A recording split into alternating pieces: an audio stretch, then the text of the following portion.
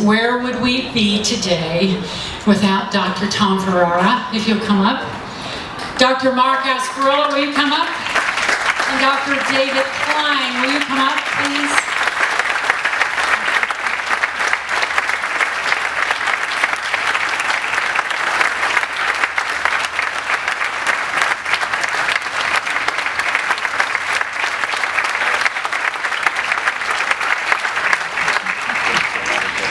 It gives me great pleasure to personally introduce Dr. Tom Farrell. Thank you very much, Suzanne. Thank you, Virginia, for your generous donation that made the clinic possible. And a special thank you to all of the volunteers. Virginia had it right. Without the volunteers, there wouldn't be anything. I'll very briefly give you a background on how the pharmacy started, which was really a precursor to the clinic. It all began, strangely enough, at Sacred Heart Conference of the Society of St. Vincent de Paul down in Punta Gorda. I was president of the conference back in 1997, and I saw a little ad that talked about free medication, and I knew that some of our clients could use it. We could never afford to do it for them. So I wrote away, and I got a reply from the Pharmaceutical Manufacturers and Research Association. And I had one of our volunteers, I sort of twisted her arm, and she started working with some of our patients, and the manufacturers filled the prescriptions time and time again for these people. It was long-term needs that they had, lifetime needs, but they did it. And then we skipped forward to the fall of 1998. And I'm attending a conference out in, I think it was St. Louis that year, a national meeting of the Society of St. Vincent de Paul.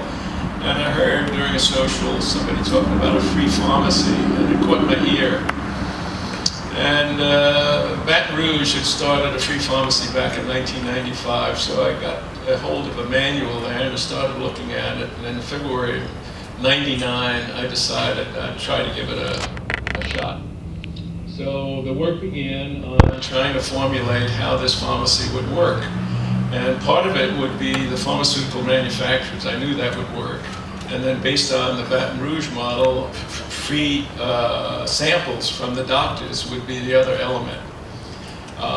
One of the big breakthroughs towards this came in the fall of '99 when Dr. Mark Asparilla, when I approached him, I forget exactly how we met, and he'd lined up a meeting for me with about 100 doctors. There was a mandatory meeting at St. Joe's Hospital, the old St. Joe's. And I was curious, would the doctors support us with their precious free samples?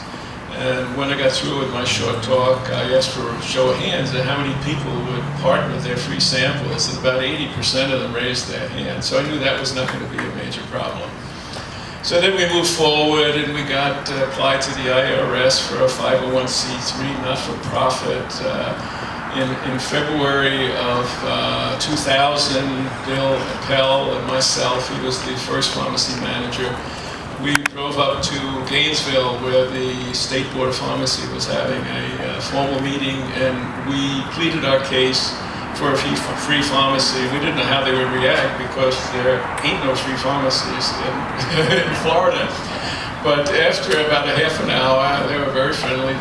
We walked out and drove home knowing that we had our license. And then came recruitment, training, and May 17th, 2000, the pharmacy opened. And the people came and came and came. And for the first 2 or 3 months, quite frankly, we didn't know what the heck we were doing. But somehow we managed to get through that learning curve. But the doctors of Charlotte County were very, very generous with their free samples.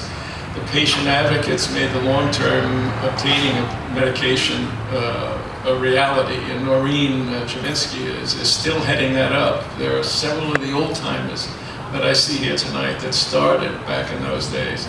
Incidentally, keep in your prayer the one woman back at Sacred Heart Conference who willingly took on that job of doing the pharmaceutical manufacturers. She's very ill right now. She's down about 70 pounds. Up until August, she was still working at the pharmacy as a patient advocate. Her name is Lucy Jones. And what made all of this possible really was the volunteers and what drove us all, and it was a faith-based operation in those days, very much so. And it was the fact that we were helping people in need that resonated with the volunteers, knowing that the people we would need were surrogates for Christ. So I'm glad to see that that kind of thing is actually continuing on in the clinic as we know it today. And Virginia, thank you from the bottom of my heart for continuing on with an even better work.